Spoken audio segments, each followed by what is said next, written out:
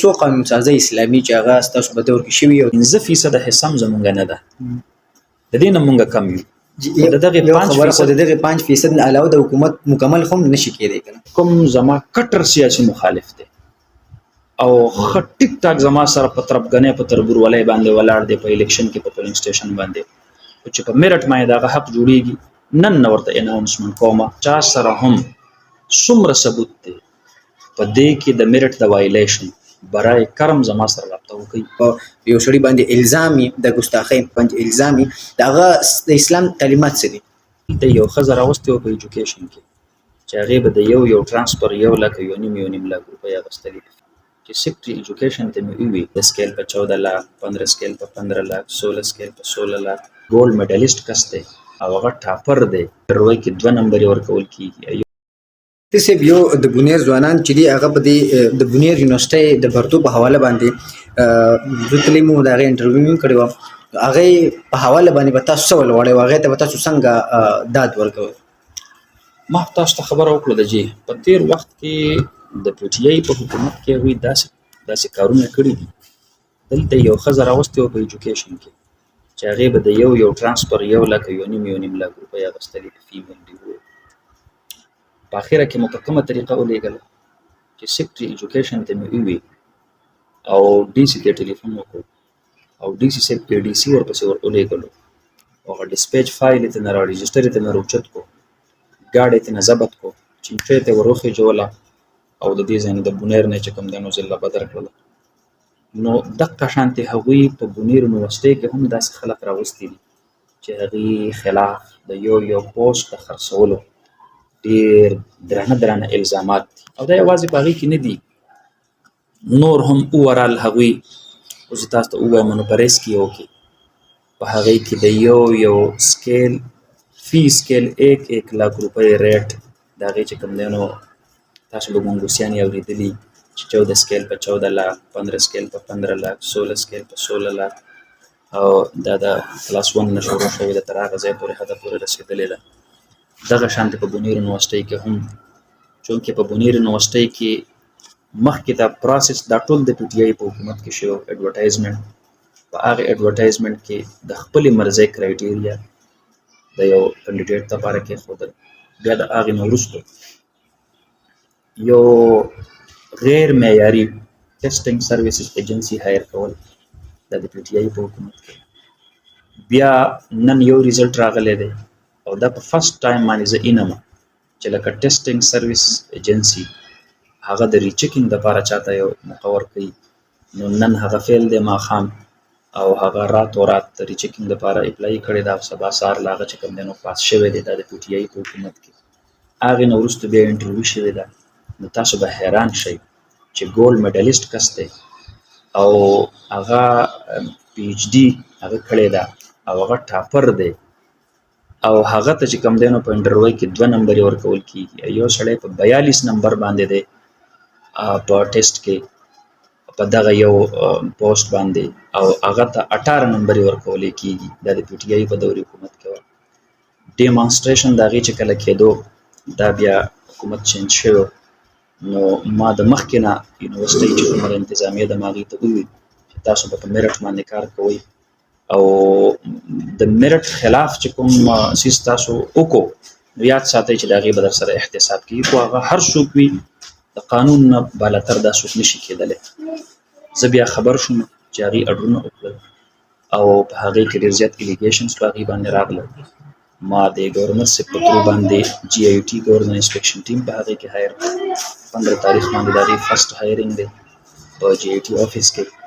او د بونیر ټول ځوانانو ته دا پیغام ورکړ د چا سره هم څومره ثبوت دی په دې کې د میرټ د وایلیشن برای کرم زما سره رابطه وکړي او زبستاسو आवाज ان شاء الله العزیز الترسوم د بونیر د ځوان چې کوم حق جوړیږي هغه به ز بونیر د لپاره اخلم ان شاء الله العزیز. ایڈورټایزمنت کې کلیر کټ چې کوم دینو دا منشن کړی دي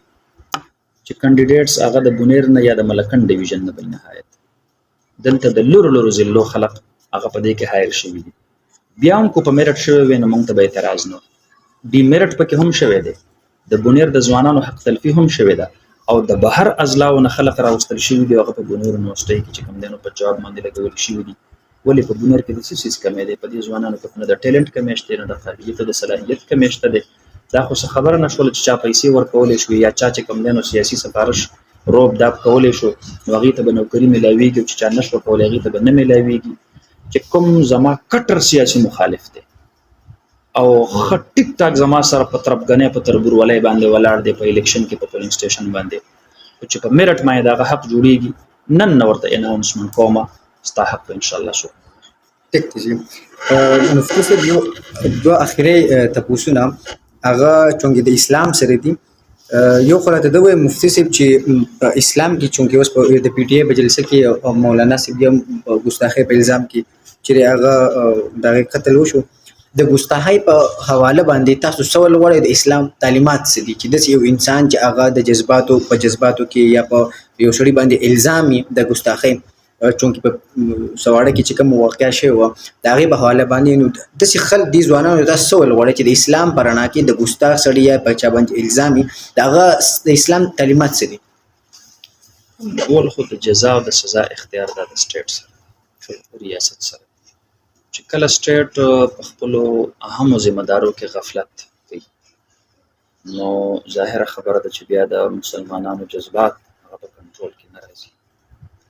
دا دلته چې څومره هم ماورای قانون داسې قسم واقعات کېږي د هغې بنیادي وجه هم دا وي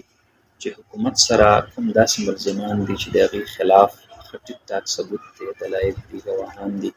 او د هغې باوجود حکومت د هغې ته ریلیف ورکوي یا د انټرنیشنل پریشر د وجې نه یا د نورو څیزونو د وجې نه، نو د هغې اثر په عامه معاشره کې دا خورېږي چې یاره په حکومت ته یې حواله کړو نو دې ته خو سزا نه ورکولی کېږي. بل طرف ته د نبي علیه الصلاة والسلام مبارک حرمت او عزت دا د هر مسلمان د زړه او هغه هر څوک دی، هرې پارټۍ والا دی، هرې ډلې والا دی، هر قوم والا دی، هر نسب والا دی، چې هر څومره ګناهګار دی د نبي علیه الصلاة والسلام مبارک عزت هر چا باندې د خپل مور او پلار نه ډېر زیات ګران دی. نو دا ډېر سینسیټیو ایشوز دي. دې کې پکار دا ده چې حکومت د علماء کرامو د هغې یو داسې بورډ کیني چې هغه اول خو دا اګزاماین کوي چې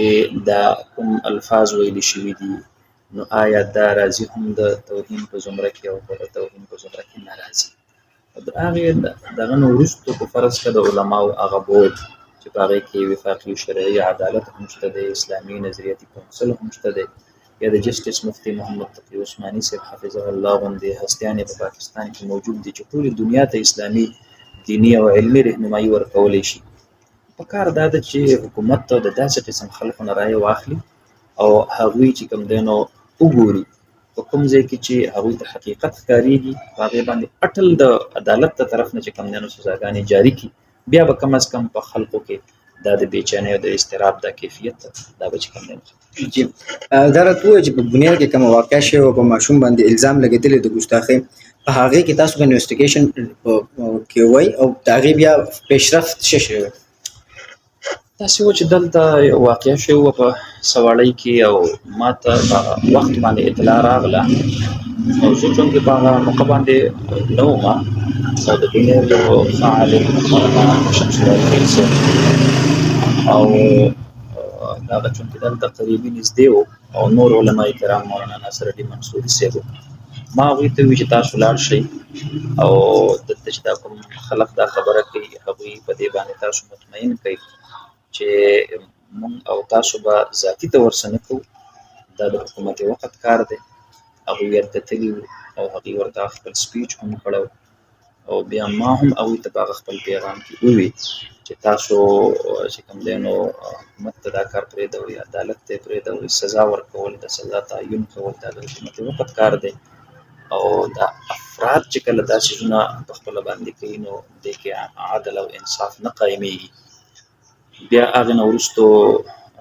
هغوی هغه معامله عدالت ته لاړه او د عوامو د لاس نه چې کوم دی نو قانون ته او عدالت ته یو څیز ریفر کول الحمدلله په هغې کې مې خپل کردار ادا کړی. مفتي صاحب اخري سوال او هغه سوال زیاتر ستاسو کوم سیاسي مخالفین پی ټي آی والي دي هغه دا وایي چې دلته داسې جماعتونه دي چې هغه قام پرست جماعتونه هم دي او داسې جماعتونه دي چې هغه اسلامي پارټۍ هم دي همیشه قام پرست جماعتونو د قام په نوم باندې او اسلام پرست کم جماعتونه چې دي هغه د اسلام په نوم باندې همیشه ووټ اخیستی دی. نو داسې ستاسو په چونکې مولانا صاحب په مختلفو عهدو باندې هم پاتې شوی دی، ستاسو په صوبه کې هم حکومت پاتې شوی دی، داسې څو قانون سازی اسلامي چې هغه ستاسو په دور کې شوي او تاسو هغه دې ته ښوول غواړئ؟ ټولو نه اول خو پاکستان د قیام نه وروستو د پاکستان وړاندې دستورساز کمیشن کې حضرت مولانا شبیر احمد عثماني رحمت الله علیه او حضرت مولانا سید سلیمان ندوی رحمت الله علیه او داسې نور زموږ اکابر علماء کرام بزرګانو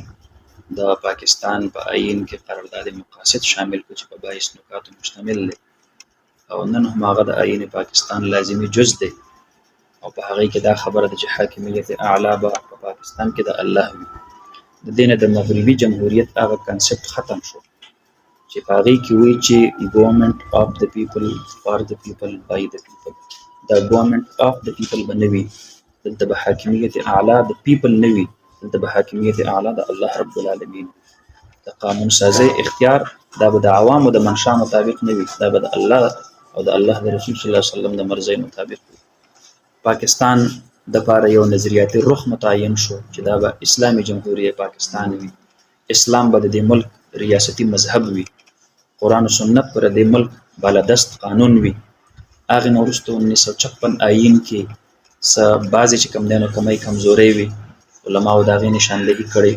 1962 په آئین کې لکه د عائلي قوانین یا د فیملی لاس په شکل کې چې کوم خلاف شریعت خبرې وي، مفتي محمود رحمت الله علیه په هغه وخت کې د هغې نشاندهي کړې. بیا د 1973 آئین چې کله جوړېدلو نو تاسو ته پته ده چې مفتي محمود رحمت الله علیه په هغې کې په خپله باندې و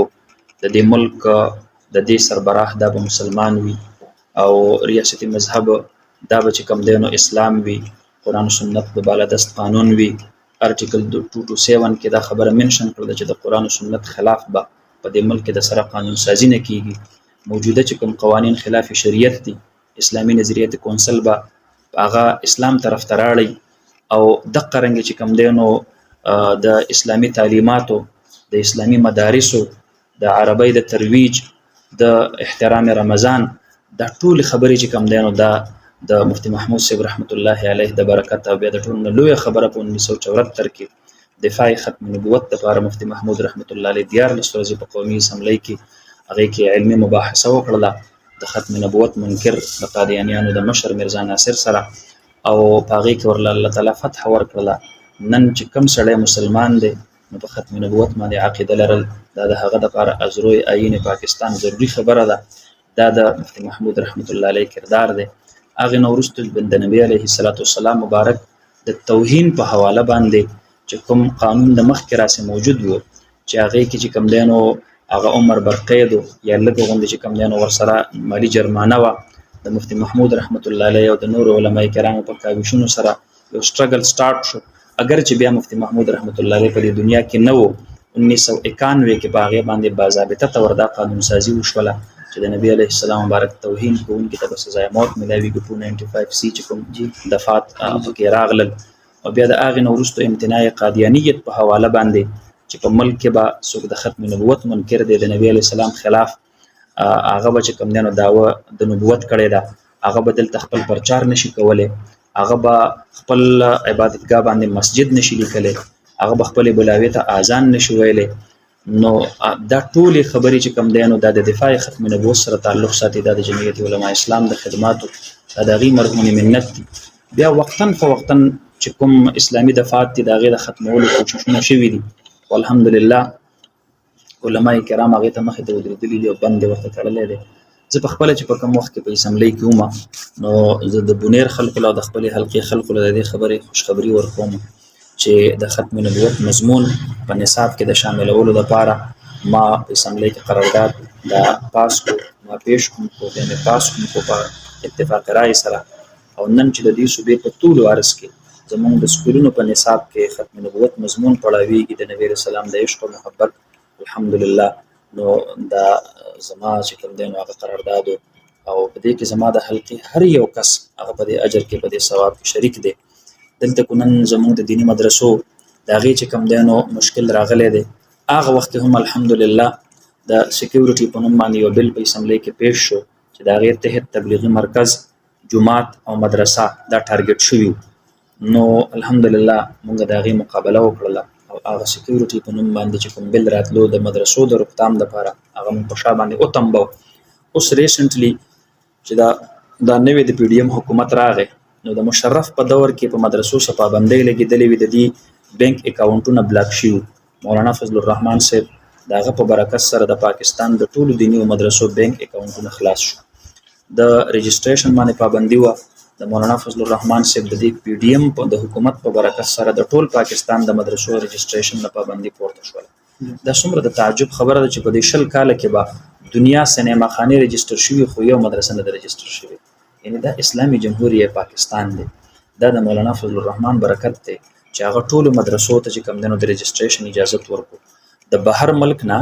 یو سړی یونیورسټۍ ته راځي د تعلیم دپاره دی به راتللی شو، خو مدرسې ته راځي د تعلیم دپاره دی نه شو راتللی. مولانا فضل الرحمن صاحب هغه د پی ډي ایم په دې موجوده حکومت باندې دا فیصله وکړله چې د بهر ملک نه د ریوند سمیت ټولو مدرسو ته څومره طلبه کرام د دیني علم دپاره راځي نو هغې ته به د دیني تعلیم مخصوصه ویزا دا به ورته چې کوم دی نو افر کېږي او دا به ورته لګولی شي. بهرحال وختن فوقتن باندې داسې حالات راغلي دي. الحمدلله جمعیت علماء اسلام د هغې کړی د حقوق نسوا په نوم باندې دلته یو قانون چې کوم دی نو په اسمبلی کې د پیش کېدلو د پاس کېدلو کوشش وشو چې په هغې کې د زنانو ته خلاف شریعت د ازادۍ ورکولو چې کوم دی نو دغه شوی. الحمدلله جمعیت علماء د هغې روکتام وکړو. د ټرانسجنډر په حواله باندې چې کوم قانون سازي کېدله جمعیت علماء اسلام د هغې روکتام وکړو. دې نه علاوه نور هم چې کوم دی نو وختن فوقتن باندې داسې قسم قوانین هغه راځي نو جمعیت علماء اسلام الحمدلله د هغې ته مخې ته ودرېږي. یو مذهبي فریضه ده او دا ادا کړي. ټیک ته زموږ سره د خلکو اختلاف ضرور کېدلی شي، زه دا نه وایم. موږ یو سیاسي جماعت یو، سیاسي جماعت سره د خلکو اختلاف خامخا وي، خو الحمدلله موږ پې مطمئن یو. د پاکستان مذهبي طبقه مطمئنه ده او د لکونو په تعداد کې عالمان هغه نن د جمعیت علماء اسلام په کردار باندې الحمدلله مطمئن دي. نو اکا دکا کو څوک ګیلمن یې خفی نو ټیک ته هغې ته د اختلاف رای حق حاصل دی. موږ تاسو کولی شئ. مفتی صاحب اخیری سوال بیا د خپل انټرویو ختم. مولانا صاحب کوم چې د پی ډي ایم مشر دی هغې په حکومت کې نن چې دی هغه شرعي سود چې دی هغه 21% ته راوسېده او په اسلام کې د سود دپاره ډېر سخت وغید دی. د هغې لپاره مولانا صاحب انټرنلي څه کوي؟ داسې ده چې پاکستان کې سودي نظام د 1947 نه را په دې خوا روان دی. جمعیت علماء اسلام هم د دې وجې نه سټرګل کوي چې مونږ ته په اسمبلی کې عددي اکثریت میلاو شي او مونږ اکثر نظام بدل. اوس چې کوم موجوده حکومت دی نو په دې کې د جمعیت علماء اسلام حصه تاسو ته معلومه ده 14 یا 15 سیټونه به مقابله 350 سیټونه. د پاکستان عوام د زمونږ نه الو ګیله وکړي چې ساده اکثریت خو صرف په دې قومي اسمبلی کې جمعیت علماء ته ورکړي 172 اراکین. نو پیپلز پارټي، مسلم لیگ، پی ټي آی دا د سودي نظام په بحالۍ او په برقرارۍ کې دا ټول د یوې کښتۍ سوار دي. تر اوسه پورې په پاکستان کې یا د مسلم لیگ حکومت دی یا د پیپلز پارټي دی یا د پی ټي آی دی او په دې ټولو پارټو کې یو پارټي هم تر اوسه پورې دا سنجیده کوشش نه دی کړی. البته دا یو کریډټ به جمعیت علماء ته ورکړم چې په موجوده حکومت کې په سلو کې 15% حصه هم زمونږ نه ده، د دې نه مونږ کم یو. د دغه 5% د دغه 5% نه علاوه د حکومت مکمل هم نشي کېدی کنه. نه هغه خو په خپل ځای یو خبره ده، خو په دغه 95% خلکو باندې خو دا 5% خلک خپل سوچ او خپل نظریه دا نشي بالا کولی. دا خو دغه خبره ده، ظاهره خبره ده. یو سړي ته په لاس کې لور ورکې ورته وایي چې ته په نختر کټ کا، نو په لور باندې نختر کټ کېږي. د پاکستان خلکو موږ له 14 سیټونه راکړي دي، موږ ته وایي سودي نظام ختم کړه. نو په 14 سیټونو خو د سودي نظام نه ختمېږي. ته چې ووټ ورکې نو ته په دغه وخت کې سوچ وکړه وایي د عالم له ووټ ورکوم، په سینه کې قرآن هم دی، دیني جذبه هم لري او انشاءالله چې اسمبلی ته لاړ شي نو نور هېڅ هم نه کم از کم دی خو به د اسلامي نظام دپاره خو څه جدوجهد څه کوشش به وکړي. نو خلک چې ووټ ورکوي د پلاستیکو پیپې مخې ته پروت دي او د سیمټو بورۍ یې مخې ته پرته وي او چې کله حکومت د نورو خلکو راولي بیا موږ ته وایي تاسو سود ولې نه ختموئ. تا به دا سوچ په د الیکشن کې کړی و که نه؟ ولې په د الیکشن کې د دې مسلم لیگ او د دې پی ټي آی او د دې پیپلز پارټۍ خلاف په هره حلقه کې زما امیدوار نه وولاړ اوس چې دا کوم بلدیاتي الیکشن دلته وشو په دې حلقه کې د مسلم لیگ خپل امیدوار، د پیپلز پارټي خپل امیدوار، د جی وای خپل امیدوار، نو هغه وخت کې چاته نه سود یاد دی نه اسلامي نظام یاد دی. وروسته چې کله هغه حکومت قایم شي بیا ټول له اعتراض په مونږ باندې کې هم یو کار ضرور وکړو چې الحمدلله په پاکستانی تاریخ کې په وړاندې ځل باندې دلته د مولانا تقی عثماني صاحب په سربراهۍ کې د سودي نظام د خاتمې لپاره باضابطه تور په حکومتي سرپرستۍ کې یو کمیټي جوړه شوه او تاسو په خبروم یې د هغې مختلف چې کوم دینو اجلاسات هم شوي دي.